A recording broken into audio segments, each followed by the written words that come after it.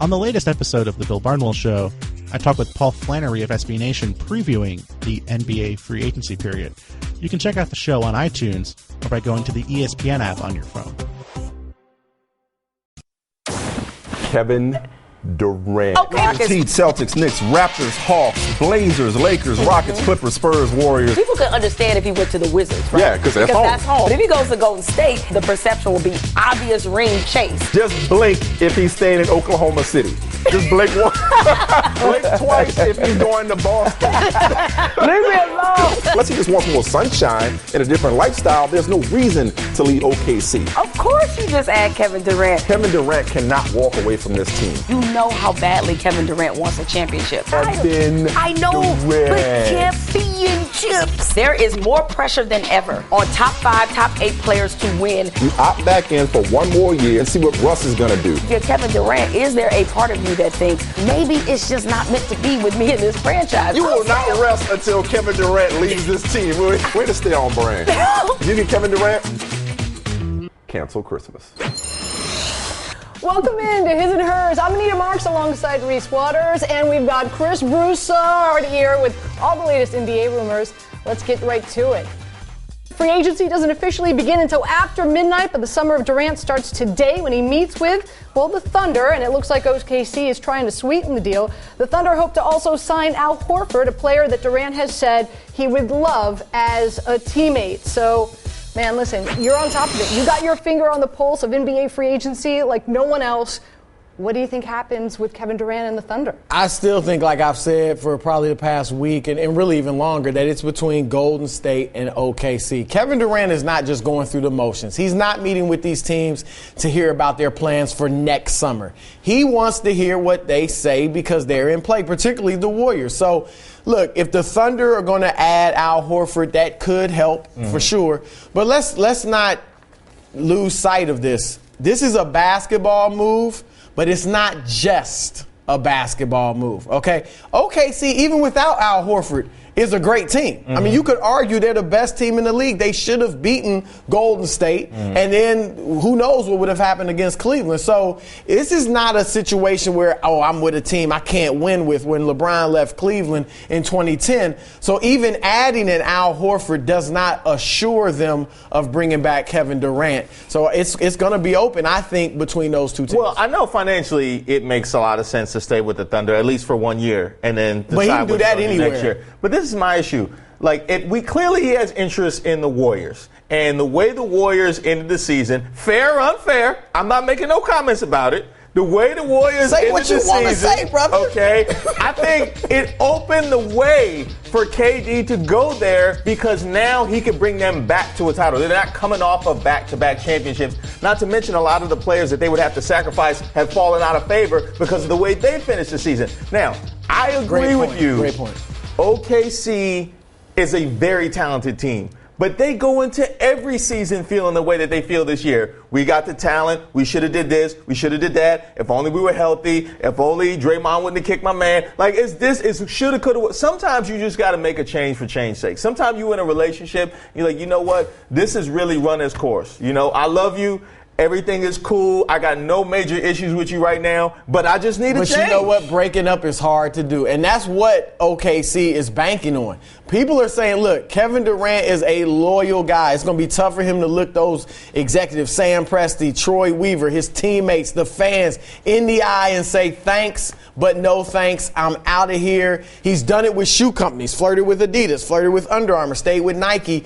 That's what OKC is hoping is the case. But I'm with you. I mean, if Golden State had won it, he would get crushed if he went to a two-time champion. They didn't win it. Mm-hmm. Let me ask you this. And so now he can go help them. Because, a lot of times you talk about the coaching. Pop is really attractive with the Spurs, but how can you not love Billy Donovan? And from what I understand, the relationship between him and KD has been pretty solid.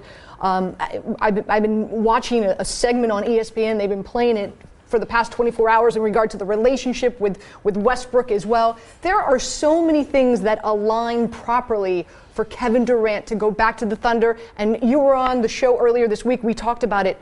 Chris, 1 win away, man. 1 win away. No, I mean, look, he may stay. I mean, those are all compelling reasons. I mean, the coaching, Billy Donovan did a great job, particularly in the playoffs. Gets through Greg Popovich, almost out-coaches Steve Kerr when they play them.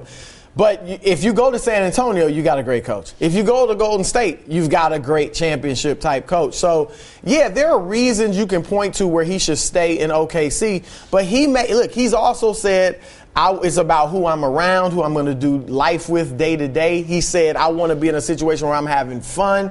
Golden State is a loosey-goosey organization. It's run a lot differently than the Thunder. The Thunder, great organization, but very stoic, very serious. Not as loose as Golden State. Dare I say, not as fun as Golden State is. Well, we know that Kevin Durant wants to win. Let's talk about a free agent with a different perspective as it relates to where he's going. Joakim Noah has reportedly opted to redefine free agency by signing with the worst team available, the rec team formerly known as the Knicks. He would join former teammate Derrick Rose alongside Carmelo on a team that would have been dope in 2010. Phil Jackson has also reached out. Why are you hating, He brother? reached out to Brandon Roy, That was like Gerard 4 Wallace, rips Chauncey in Billups, that little spiel you gave. Tracy McGrady, Steven Jackson. You know what? Everybody affiliated with Rachel Nichols the Jump, Arcade Fire, man. Christina Aguilera, The Sopranos, Tribal Tattoos, The Situation, and Angry Birds. What are they doing, You are man? hating. You are What are they hating. doing? Hold on. So what are you trying to say? I mean, I get your gist, but are you saying this is not a good signing for Joakim Noah or not a good signing for the Knicks? $19 million They for got Joakim money Noah? to burn. First of all, we don't know what it's going to be. It's going to be somewhere between 16 and 20, I believe.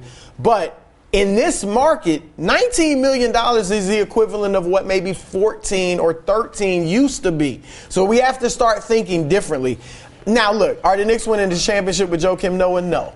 Okay, but a starting lineup of Derrick Rose, Carmelo Anthony, Kristaps Porzingis, and Joakim Noah, and maybe they can get an Eric Gordon, Courtney Lee, Allen Crabbe. These are some of the guys they're looking at. Kent Bazemore as a 2-guard.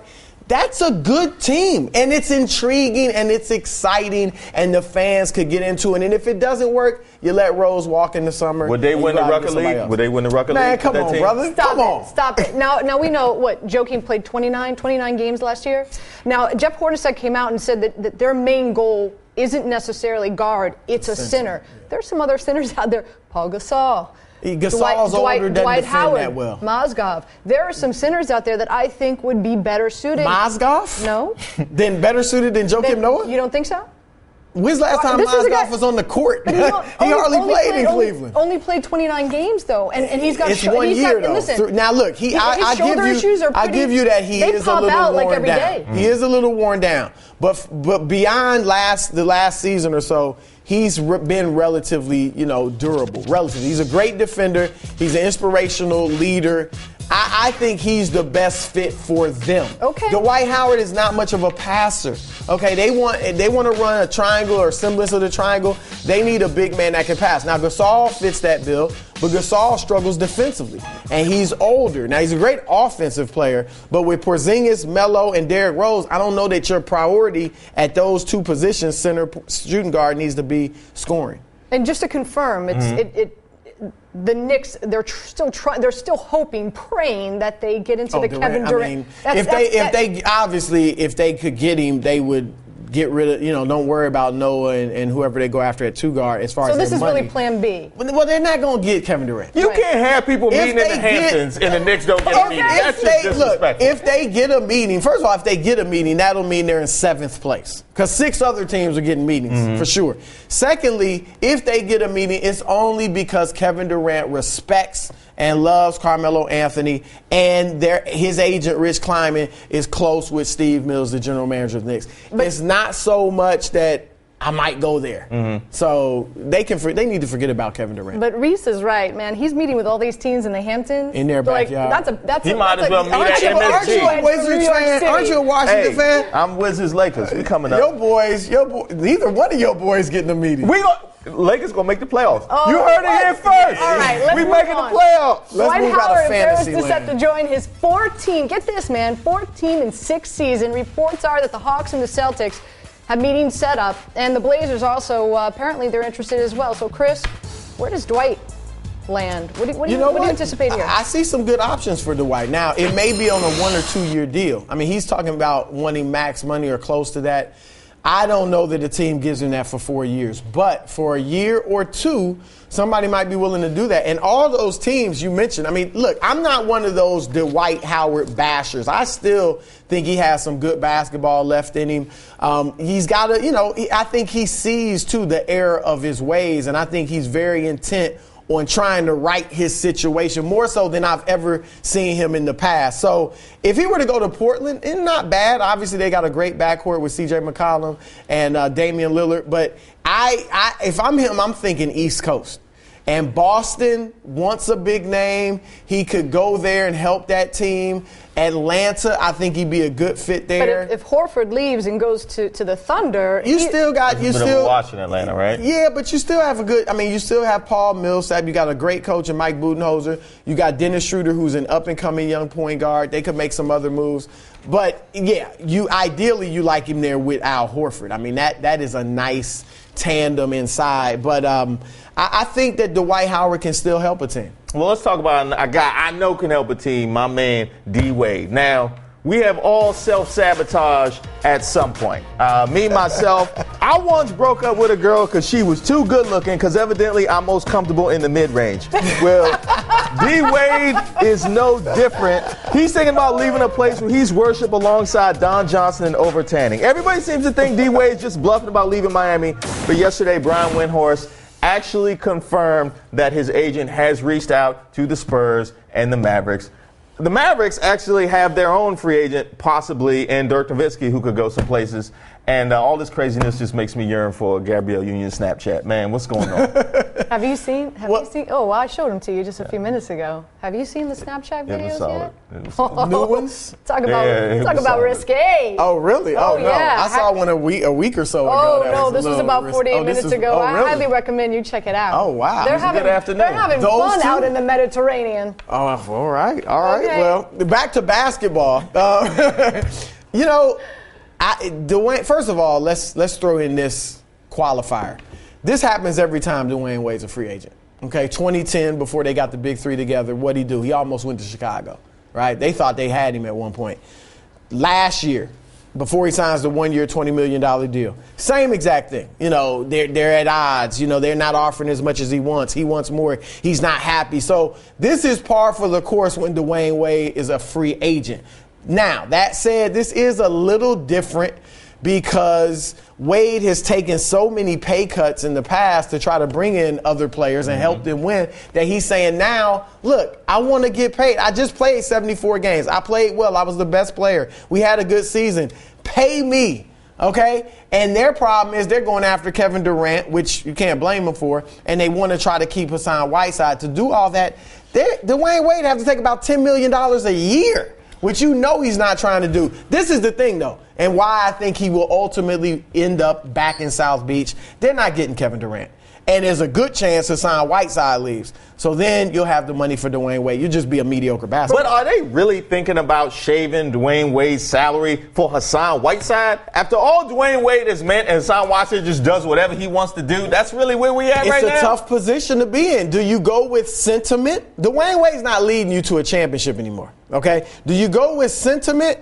Or do you say, well, this guy is a better building block at this stage of their careers? Sentiment's not going to win you a championship, especially with what's being constructed in and around. I take sentiment over Hassan Whiteside. But you just dumped a great-looking woman, too. So, if you could confirm, from what I understand, so the Heat don't have the full bird rights for Whiteside, and that's why there's some problem in regard to the flexibility, right?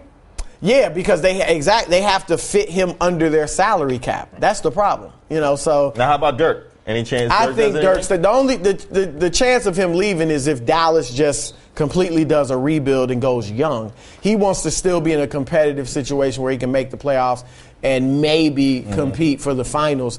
And if they get Mike Conley and Hassan Whiteside, that's obviously enough for him to stay there and be competitive. But if they strike out in free agency and then say, you know what? Let's just break it up and start all over. That's when you could potentially see a Dirk Nowitzki leave. And it goes without saying, all these guys will be meeting with Scotty Brooks and Ernie Grunfeld as well. So, with that. What do you think about that? Your boy striking out, not even a meeting. They're trash. I'm very upset. They just blame punted on 3 years. KD for No, I don't blame not KD. meeting with them? He should meet with them. He should meet with the Wizards. Why? Because the Wizards have done too much. If he has no desire to go, I'm just playing devil's advocate. If he has no desire to go there, why should he meet with them? So the franchise could save face. Because they desperately need to save face at this point. For 3 years, they have situated themselves to bring in KD. Even hire Scotty Brooks. You know what? That was their mistake. Just because LeBron went back to Cleveland, everybody thought KD might go back to D.C. Completely different situations. Yeah, not everybody feels the way they do about their own hometown. Beyond that, he was drafted by Cleveland. If he had never been drafted by the Cavs, he may not have ever gone back to Cleveland. Let's be honest. It was a different situation. Yeah, I mean, he was drafted there. He got them to the cusp. He got them close, and he left. And so part of him was like, I want to make this right. I want to win. He didn't grow up a Cavs fan. No, but Akron runs in his blood. Akron runs in his blood, but Akron is not Cleveland. It's connected. I don't know that he wouldn't have gone there. I'm just saying I don't know that he would have gone there. Hey, I'm Chad Millman, and did you know that Phil Steele has forgotten more about college football than you'll ever know? And on the latest Behind the Bets podcast, he reveals all in his summer betting guide. Subscribe to the podcast from the Listen tab in the ESPN app. Andrew Luck has to be feeling, pretty lucky this morning after signing the richest contract in NFL history. It's 6 years, $139 million, 87, you heard me correctly, 87 guaranteed.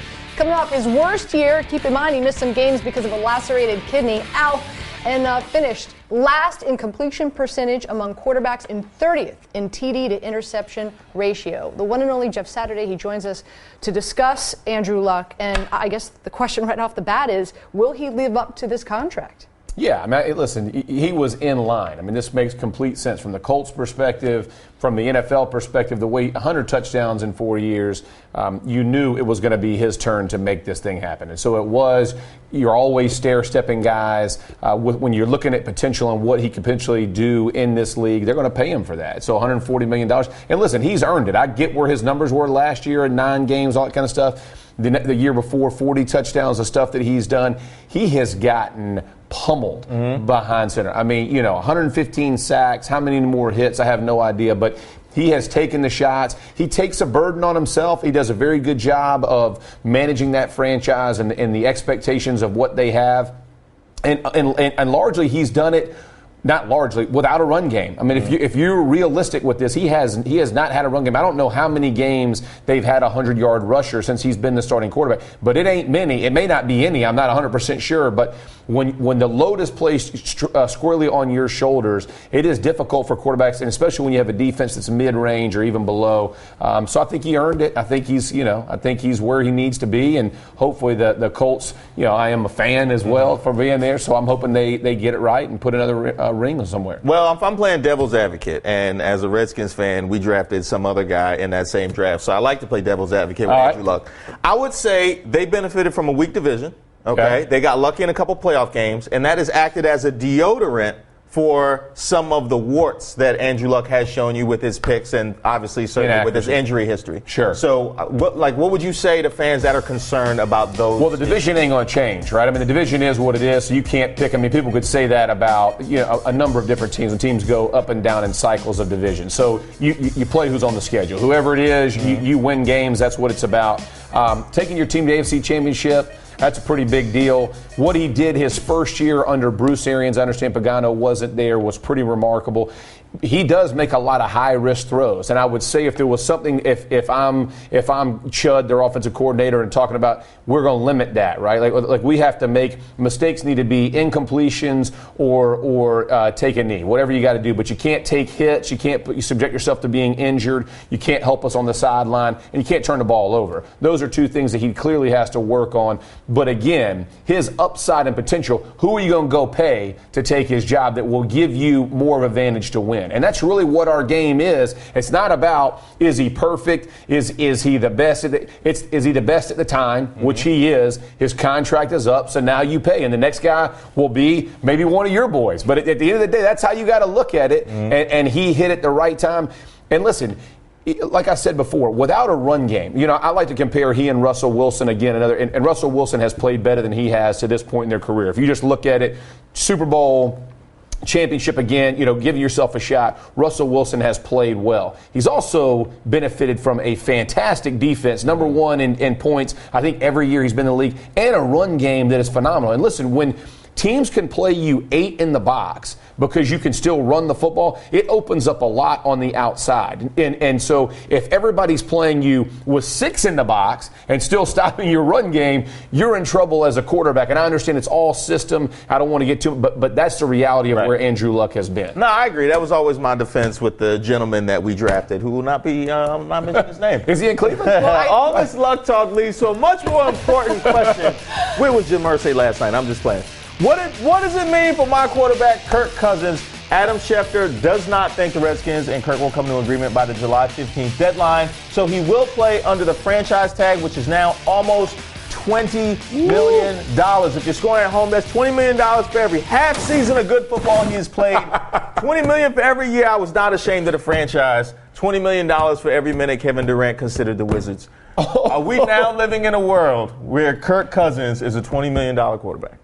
We are. I mean, you're seeing it right now. And if you think about it, again, from the Redskins' perspective, could they draft a kid where they were drafting that gives them a better chance to win? Has he proven enough of what he's done that he can help you win? I agree with their decision not to give him a full long-term contract because, again, how do you value judge a guy on the amount of football that he's actually played? So from their perspective, I like it. From his perspective, I like it. He's not complaining about the tag. He shouldn't, $20 million. But he's also gambling on himself, similar to the Joe Flacco situation where, hey, listen, I'm not going to complain. I don't think either one want to get the deal done by July 15. I think if you're Kirk Cousins, you have a big year. Now you got a year and 8 games behind you. Even if the Redskins don't want to pay you, somebody will be willing to pay you. And again, pay you crazy numbers because that's the position that everybody covets in the NFL right now. But you talk about the money, pretty interesting. We just got done talking about Luck, and a lot of people were expecting the $25 million a year range. It ended at 23.3. So guys like Kirk Cousins, who, as you said, he is banking on himself. This is a risk. He is taking a page out of Joe Flacco's playbook. Right. Hopefully it ends up the same way for him. The cap has gone up 26.2%, but QB salaries have only gone up 5.9%. So a guy like Kirk Cousins this morning, believe it or not, is looking at that Andrew Luck deal, and a lot of us are like, wow. But his camp is looking at that deal and going, gosh darn it, couldn't he get it up to $25 million? Well, let me say this. Well, Kirk Cousins playing under this. Mm-hmm. If Kirk Cousins is in a unique position of what Andrew Luck, he's really at $24 million or plus if you take out his year this year, that he would have played under. Under new money, he's about $24 million, right? But think of a guy like Kirk Cousins who's playing under the franchise this year. If he decides to hold out and get franchised again next year, he'll be at $24 million, right? Because it's going to go up. Mm-hmm. It goes up. If he held out again, he would get 140%. So he'd be in crazy numbers. We're talking about $70, $80 million for 3 years if he's willing to hold it. Wow. He'd be the first guy that really held true to that. Now, will he? The same thing for Luck and every other quarterback when people are nitpicking their deals and saying, they sold out for $87 million. I think all three of us would probably do that. I'd probably get in line. But Kirk Cousins having to play under this franchise tag this year does give him an advantage to press the team again for a year or two and then go really hit it. But quarterbacks in general have always been they're team guys, right? They're face of the franchise. They have all this different things going on that they don't want to be labeled greedy. They don't want to be labeled in certain ways. Right. So as you look at their numbers, Kirk Cousins is in a unique position where if he plays really well and decides, you know what, I'm going to do the franchise tag again, he could be the first quarterback to really push for a fully guaranteed salary, which I'm in favor for, and I would hope that guy like that would do it. And I'll say this, I think he's going to have a good season. I like the weapons he's working with. I mean, and Reed, the system, exactly. The system, this is his 3rd year with Gruden, and I'll tell you what, I think Josh Dotson was the best wide receiver coming out this year, and he fell to the Redskins. He fell to them. And now let me hold on before you go. Yeah. You should be happy with all this talk. The division thing you're talking about with Luck. Yeah. Cousins is going to benefit from the division they're in defensively. What you talking about? The NFC Beast? Oh, yeah. You talking about the NFC Beast? Dallas and the Giants definitely scare me to death on defense. Oh, man. No, we can win that division. Listen, so as you're looking at that, same thing you're talking about in Indy. Mm-hmm. We got to get on the field first. I mean, everybody looks fantastic on paper. I'm ready to see it when it really happens. But again, he could really benefit. They could potentially push for this division. I think the Cowboys ultimately are going to be because of their offensive line. But this is a unique situation, and I hope Cousins plays well, and then let's really see it. Because I'm all for a guy locking in a fully guaranteed deal. Absolutely. And he might be the guy. I'm Andy Katz from ESPN, along with my co-host Seth Greenberg on our latest edition of the ESPN College Basketball Podcast. We're going to be joined by a couple of Hall of Famers, Jim Boeheim and Tom Izzo, to discuss the NBA Draft. You go to the ESPN app and click on the headphone icon to get it. How great is Vince Wilfork comparing in the body issue? Like I said, man. I say, how great is that cameraman? He zoomed in at all the right moments. He panned up. That was a professional job by that cameraman. Also, whoever applied that grease and that oil also did a fantastic job. And I want to thank Vince Wilfork for getting that belly so it can cover up all of his bits. You're really breaking it down. Like I said earlier, Bartolo Colon, man, no, we gotta take that big sexy tag off of you and put it on Vince, that's for sure. I think it's time that we accepted bodies of all shapes and sizes. This is a gentleman right here. He's not as big as Vince Wilfork, but every bit as sexy. What? Look at that chocolate. And I don't mean on top of the gentleman, I mean the gentleman himself. What's going on here? That is chocolate on top of chocolate, and I almost don't know what to do with myself. Was this... Are you I didn't know where to go after that comment. I don't even know what to say. I don't really know where to go after that comment. So is this... But you know what? Do you look at this as sexy? Like Hershey's chocolate? This is the kind of thing that you cannot show generally at this time of day. Normally, this comes on much later at night. Hopefully, we'll be okay for the re-airs. But I know people are blowing up the phone lines right now. Whoa. My Mitch is on fire. I don't think I'll ever be the same. Mike Tyson turns 50 today. Folks, raise your hand if you ever named your first dog after Tyson. Nice. Nicely done. I'm raising my hand. I named my laptop after Tyson. I spent a lot of time watching his knockouts. Many montages of Mike Tyson knockouts. That was one of my favorites just there because his afro curled around his head. Was the momentum stop? Here it is. Look at the afro curl around the head. Woo! Man, I love a good Mike Tyson knockout. Not taking a chunk out of an ear? No, not that wasn't as humorous. No, that wasn't my favorite. But if you like Schadenfreude, love Mike Tyson. Michael Phelps won the 200-meter butterfly yesterday at the U.S. swimming trials. So guess what? He's Rio bound. That makes him the first American male swimmer to qualify for 5 Olympics.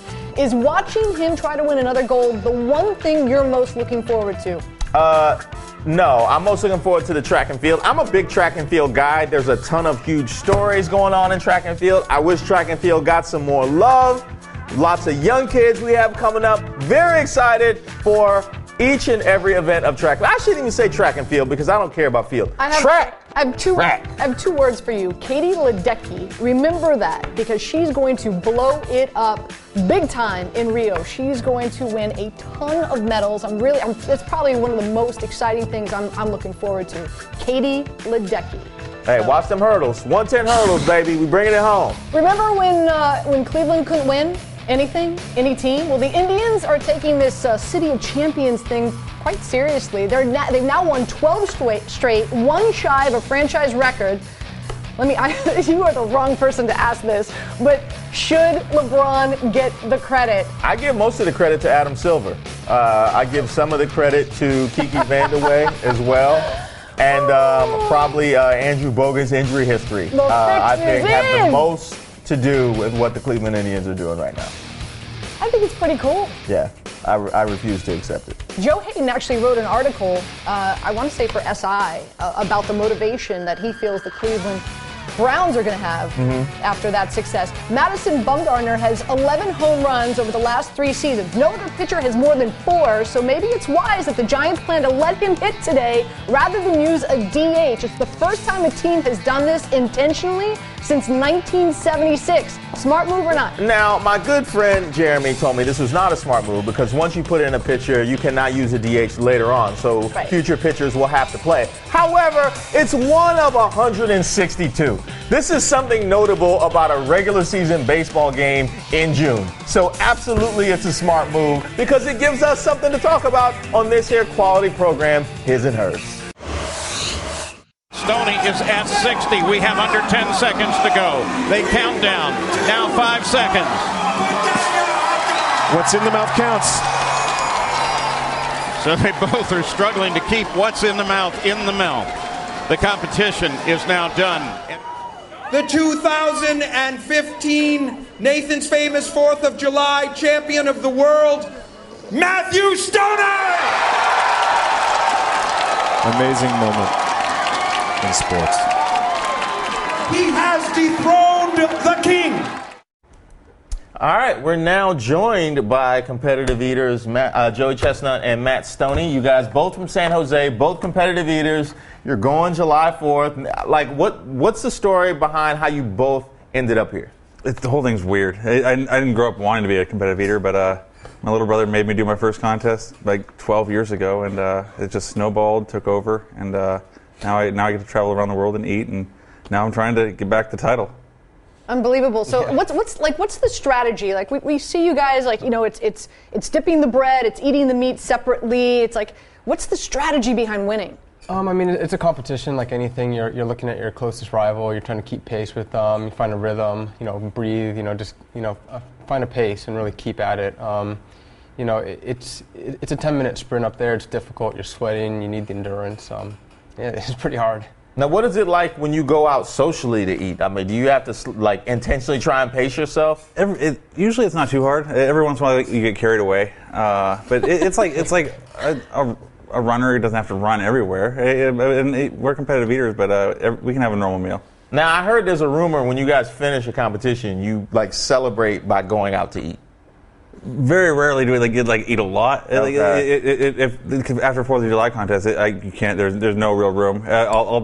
My family will go out to eat, and I have to watch them. Yeah. So we were discussing it before the show, and without getting too graphic or disgusting, like what happens to your body after the 4th of July competition? Like what do you go through? I'll only get sick. The only times I've ever been sick is if I'm dehydrated. But the only way you get better is getting the food down, digesting it, and then you build a tolerance. That's the only way you get to 60 hot dogs is getting down, digesting 58, 59. So if I get it down, usually it's pretty safe to digest. I can tell when somebody's doing something that's not exactly on the up and up. But it's competitive eating. And after the contest, I'm on stage usually 30 minutes doing interviews, and by then it's settled so deep in me. All I want to do is go to sleep. And then when I sleep, I wake up either because I'm thirsty or nature's calling. Well, speaking of which, what brand of plungers would you guys recommend? Home Depot has a great variety. Nice. Hey, sponsorship opportunity or right Amazon Prime. It's hard to beat. So now, are you friends? Are you tight? Like is this a group, a clique? We get along. I mean, like everyone who competes in this. Do you guys like? A lot of the guys who compete are great guys, and it's hard when you get up on stage. It's a competition. You gotta kind of switch gears, and you gotta put the mindset you want to beat them. But we get along pretty. Yeah, we're from the same city, so we'll run into we'll go out for drinks every now and then. But I like him a lot more than Kobayashi. He's a lot more fun, and which is different. With Kobayashi, it was like, oh, I hate that guy. So it's easier to push myself to beat him. And Matt, he's much more likable. Now, what's the most bizarre eating competition you guys have participated in? We competed in a brain taco contest a few years back. That was kind of bizarre. What was that? What? Cow brain tacos? Cow brain tacos. That's very specific. It was really disgusting. It looked awful. It smelled pretty bad, but it didn't taste that bad. But it really looked bad after like 5 minutes. Yeah, you had to close your eyes to eat them. So this is what I did. I went to the ESPN cafeteria and I got some. Here you go. Oh, wow. So what I want you guys to do really quick, and of course you guys always have the water standing by, right? All right. So and you're gonna eat. So what do? You take the bread on one side and and the meat on the other. So if you're then you guys squish because I've watched you guys. Yeah, you'll fold it and then you're dipping the bun in water. Dip. Okay. Now what? And you split the hot dog with this hand like that. Okay. Split in half, yeah. And then while you're dunking, you start eating the meat. You ready?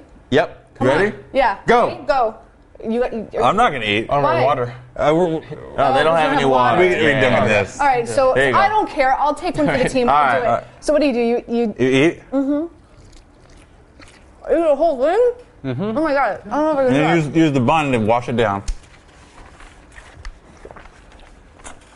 Come on. Much. You might have to take us to break. Okay. You made us eat. You gotta finish that. Yeah, you gotta finish. Eat. Come on. Eat. Swallow. Oh my God. My mother will be very upset we go to right break now. You can't go to break. You gotta finish it. Yeah, you gotta finish. Come on. You can't go to break. You have to send us to break. You have to send us to break. Oh, that table will never be the same. All right. You know what time it is? It's time for the Doing Too Much countdown. Reese, let's get started. Number 5, Perry Ellis, the Mavs forward and former Kansas standout, signed a deal with none other than Perry Ellis, the men's wear brand that just makes sense, doesn't it? Don't you think it just makes sense? It makes sense, but it makes me very jealous because I have reached out for years to Reese Witherspoon to join forces. She is my namesake. Mm-hmm. We belong together, not like in a romantic way. I just mean like professionally. We should hook up. Hit me up on Twitter, girl. It's about time. She hasn't responded yet, no? Hey, they not making another Legally Blonde right now. You can hit me up. Jaylen Brown. Brown was the 3rd overall pick in the draft by the Celtics. Wednesday, Brown was at a basketball camp, and after one camper told him he was no good, and get this, wow, and that Ben Simmons is better than him, maybe why he went 1st overall, Brown taught him a lesson.